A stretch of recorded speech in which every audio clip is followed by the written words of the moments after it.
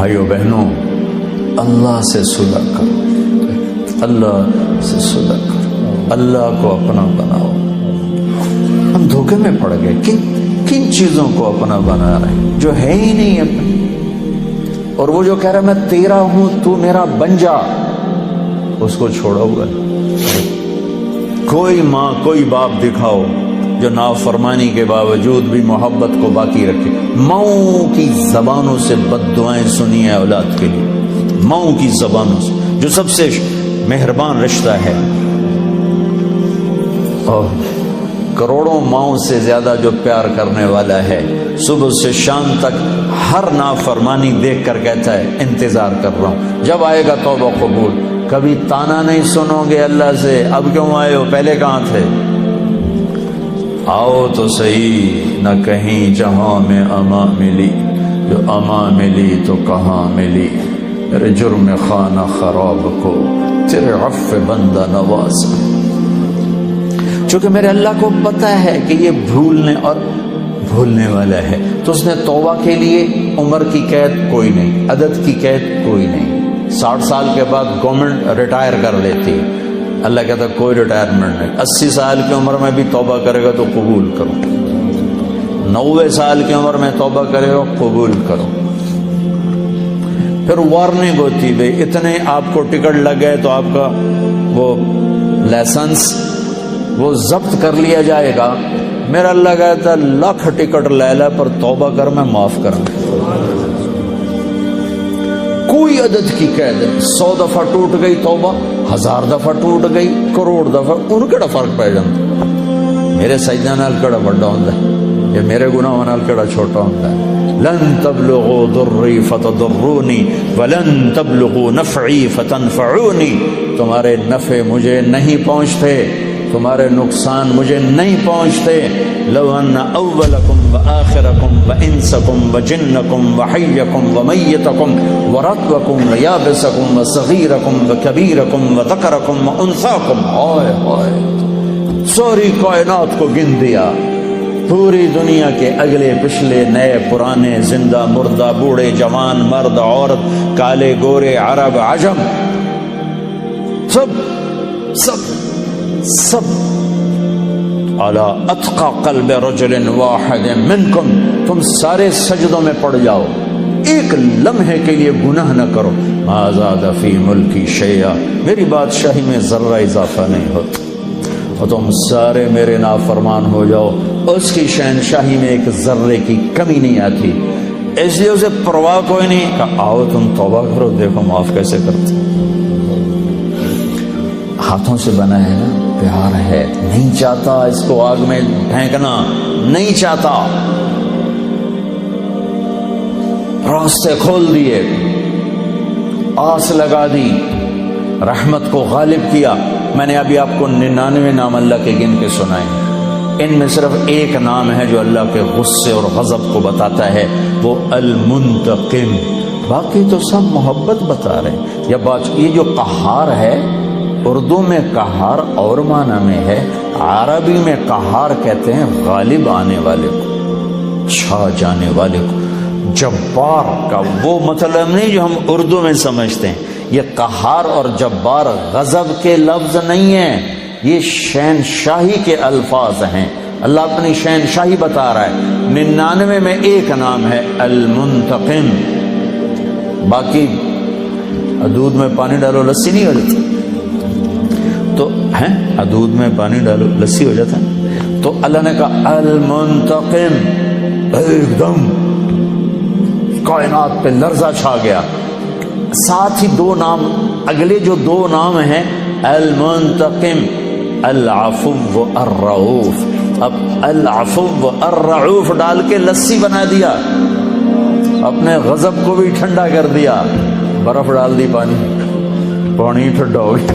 ہائے ہائے، یہ بھی چند دن پہلے میں نے سوچا، مجھے خیال آیا، میں پہلے کبھی نہیں اس طرح خیال گیا کہ میں ایک دفعہ میں نے اسماء الحسنی پڑھے تو المنتقم کے بعد دو نام، المنتقم، العفو الرؤوف، مالک الملک، ذو الجلال والاکرام۔ کہ پہلے ایک دم المنتقم کے ذریعے سے ہیبت، ساتھ ہی العفو الرؤوف، مہربان معاف کرنے والا، مہربان معاف کرنے والا۔ دو آدمیوں کو آخرت میں نا اللہ پکڑے گا، ڈال دو جہنم میں، ایک دوڑ لگا دے، ایک تھوڑا چل کے پیچھے دیکھے گا، پھر چلے گا، پھر پیچھے دیکھے گا، تو اللہ دونوں کو بلائے گا، ہاں بھائی تو دوڑ کیوں لائی، تینوں پتہ نہیں ہے کو آگے؟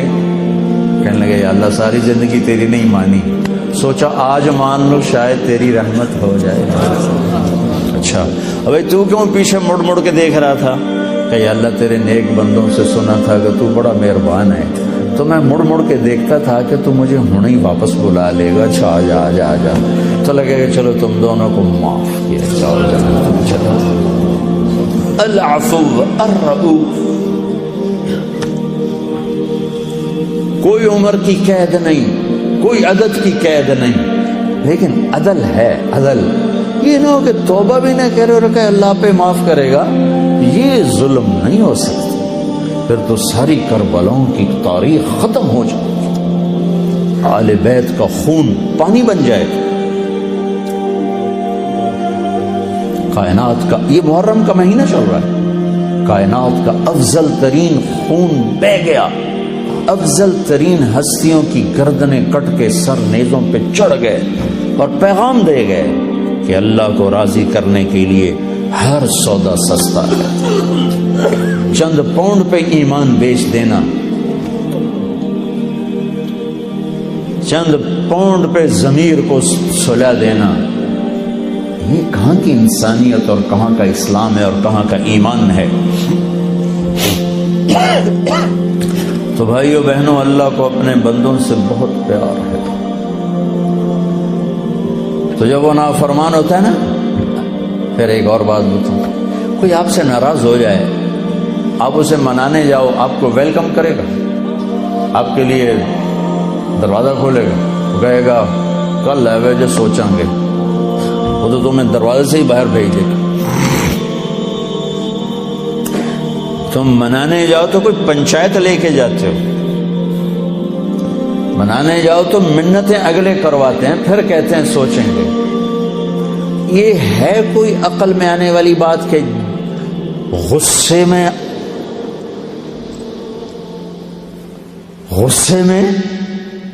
غضب میں ہو اور اگلا معافی مانگنے آ رہا ہو اور آگے اس کا استقبال کرے؟ یہ ہو سکتا؟ یہ نیچر ہی نہیں۔ میرے ایک بزرگ ناراض، دونوں بزرگ تھے بھائی، آپس میں لڑ پڑے، میں صلح کرانے لگا، وہ ایک میرے اتنے ہی چڑھائی کر، تو میں ان کو منانے گیا، تو میں نے اپنا ملازم بھیجا، پتہ کرو میاں صاحب گھر میں ہیں۔ انہوں نے میرے ملازم کو دیکھا تو گھر سے اٹھ کے ڈیرے میں چلے گئے کہ لگتا ہے اس بندہ گلیا، پتہ کرن مینوں مناون نہ آ جائے۔ یہ نیچر ہے، یہ نیچر ہے۔ تو جو شہنشاہ ہے، شاہان شاہ، اوئے شہنشاہ بھلا،